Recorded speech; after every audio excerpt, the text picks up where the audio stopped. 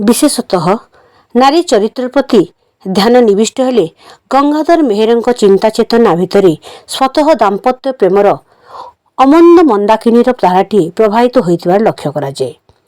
प्रीतिर प्लावन रे प्लावित होइचंती चरित्र राजी। कविंक नारी चरित्र केहुटी सहनशीलता ममतामयी तो केहुटी प्रेम तरंगिणी तो आउ केहुटी प्रभु आज्ञा पालनकारी भिन्नमतार स्वाद बारी होई पड़े। गंगाधरଙ୍କ रस रत्नाकर ठारू भारत भावना पर्यंत बहु चरित्र संचरणशील और जीवनधर्मी प्राणस्पर्शी सहित भाव माधुर्य।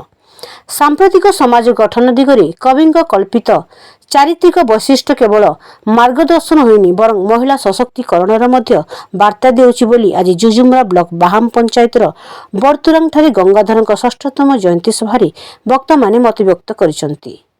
भुलिया समाज पक्षर आयोजित जयंती सभारे डाक्टर राजकुमार बड़पंडा मुख्य अतिथि, गीतिकार अध्यापक जतीन्द्र प्रधान मुख्य वक्ता, भुलिया समाज झारसुगुड़ा संयोजक पवित्र मेहर सम्मानित अतिथि और डाक्टर राजाराम षडंगी सम्मानित वक्ता भावे जोगदे गंगाधर मेहर संघर्षर सारथी, ब्रह्मा ईश्वर अमलिन व्यक्तित्व, नारी सशक्तिकरणर कर्णधार, प्राच्य परंपरार सृजनशील स्रष्टा भावे अभिहित करथिले।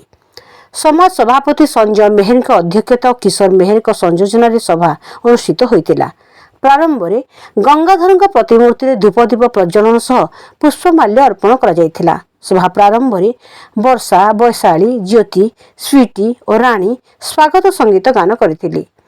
एही अवसर में परिधि मेहर, सिद्धि स्मिता मेहर प्रमुखों सहित स्वयं एकाडेमी पक्षर विभिन्न सांस्कृतिक कार्यक्रम अनुष्ठित होता।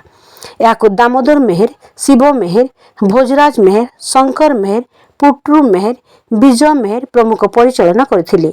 अन्यमानक मध्य अविनाश शर्मा, बाहाम सरपंच सरस्वती भोसागर, समिति सदस्य प्रफुल्ल मगर, सांबादिक सुभाष नाथ शर्मा, दुष्मंत नाथ शर्मा, आशुतोष पंडा, देवानंद भोसागर प्रमुख विशिष्ट अतिथि उत्सव में योगदान करथिले।